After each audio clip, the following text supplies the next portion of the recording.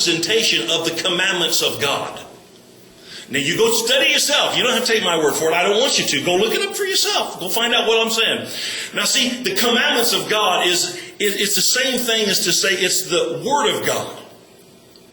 How many of you know if we can get a hold of the Word of God, we can be healed? Now watch this. The Bible the Bible says out of the heart the mouth speaks, right? And let me explain to you what I'm trying to say. If the hymn is a type of His Word, it was the very heart of God down there on the hem of that. It was the very heart of God. Jesus, did you know Jesus is the spoken word? He's the living Word. He was the very heart of God. And so when she reached out and she got a hold of that hymn, it was though she touched the very heart of God. If I can just touch that hymn, man, I'm going to get the very heart of God and I'm going to get healed. How many of you know we need to just get a hold of the heart of God? We just need, hey, let me talk to myself. I just need this. I just got other things to do. How's that? You know what? Somebody asked me lots of times, say, well, why so-and-so don't get healed? Why is so-and-so still sick? Why is so-and-so still fighting this and fighting that and doing this and doing that? Healing is an interesting scenario, and I don't have every answer. I promise you, I don't even have a clue. But I know that healing comes when you get a hold of the hem of His garment. Every time you'll get healed. If you can touch Him, you can get it. The problem is, can you touch Him? Can I touch Him? And I'm going to tell you something. Listen to me. Listen to me. I'm going to tell you this right up front. Did you know unforgiveness will stop your healing? Bitterness will stop your healing. Prejudice will stop your healing. Jealousy, it'll stop your healing. You just go down the list and it'll stop those things that God wants to work in your life. No wonder people have so many ailments and they can't get over them because they got all this stuff. But let me tell you something. See, that's the power of getting a hold of the Word or getting a hold of the hem of His garment. God will purify us. Did you know that? I've seen people get healed of all kinds. How many of you know God works different with people that I've seen people get healed that were sinners, didn't know the first thing about nothing, and they just got healed. You say, well, God, you're not fair. I know they were full of unforgiveness and they were full of bitterness and they hated people. But God is different when it comes to sinners and saints. God will do things for people that are out there and He'll just get a hold of them and He'll say, listen, I want you to see my power. I want you to see my love because I want to save you. But see, we know better. How many of you know it's okay to hate people? It's just fine, ain't it? It's fine to be prejudiced, isn't it? Come on. It's fine to have unforgiveness, right? It's fine to just be bitter against each other. Oh, it's healthy. We know better than that, don't we? Don't we? Do you think that when we to him that knoweth to do right and ignores it, don't do it, to him it's what? Did you know sin will shut the door on your healing every single time? So, it's not a matter of whether God wants to heal you. I know what He wants. It's right in here. He wants to. He has sent Jesus to. Matter of fact, it's not a matter of Him wanting to. He already did. Because when He went to the cross and He said, it's finished. Watch this. He said, it's finished. Did you know that every sin, sickness, and disease was destroyed? You say, well, something's wrong. There's still a lot of sin and sickness and disease. I know. But it certainly ain't God's fault. Because Jesus did a complete job. When He finished the job, why do you think He said it's finished? Because He thought, well, it sounds good? No, because it was.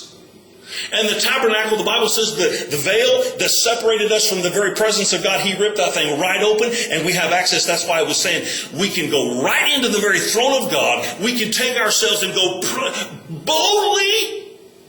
Because of the blood, we can walk right into His presence and say, here I am, Jesus. I want to talk to you a little while. And you know what? He will stop what He's doing and He'll say, come on in, buddy. I want to visit with you. There's a lot of people I don't want to visit with, but He's one I do. Aren't you glad you have access? You're a child. You're a son. Let me explain myself this way, and this is so simple. I mean, there's nothing difficult about this, and I know that we've all said this before, but did you know Waylon has no trouble in my house? You know why? He's my son.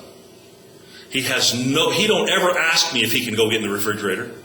Matter of fact, he may say, "Get out of the way, Dad, I'm hungry." You know what I'm talking about. That's because he's my son.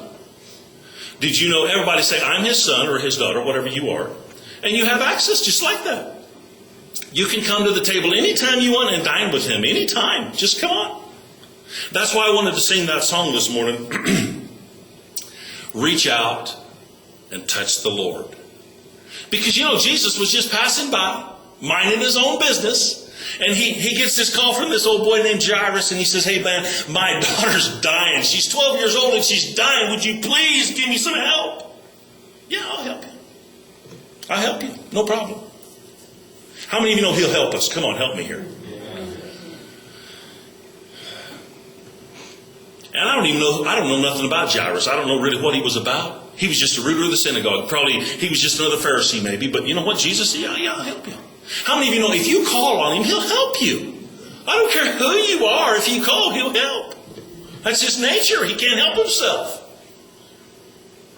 And so Jesus says, "Let's go." So here they are. Now Jesus was the kind of a man who always had a crowd with him. How many of you know fire collects a crowd? Have you ever watched that? Power collects a crowd. Money collects a crowd. You never have any friends until you have money, and then you got a lot of them.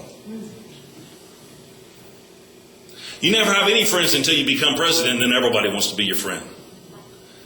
Well, Jesus, he was none of those, but he had power. And people knew it. They knew it. They had seen it work. Let me explain to you something.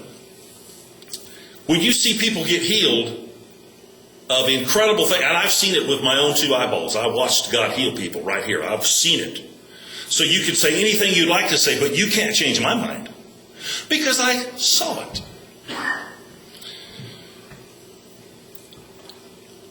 When people see healing like that, they know something's real. They know it's real.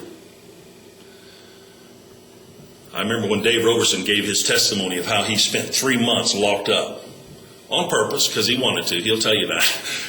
Praying in tongues 3 months, 8 hours a day. He said, "You know what? I'm going to quit my job, honey." He told his wife, "I got to quit.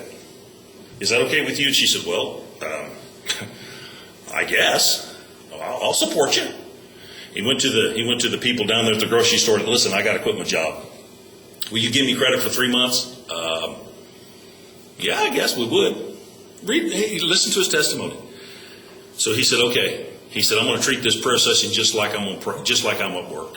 He said, he said he's living in Oregon at the time. He was a logger. And he said that he quit his job.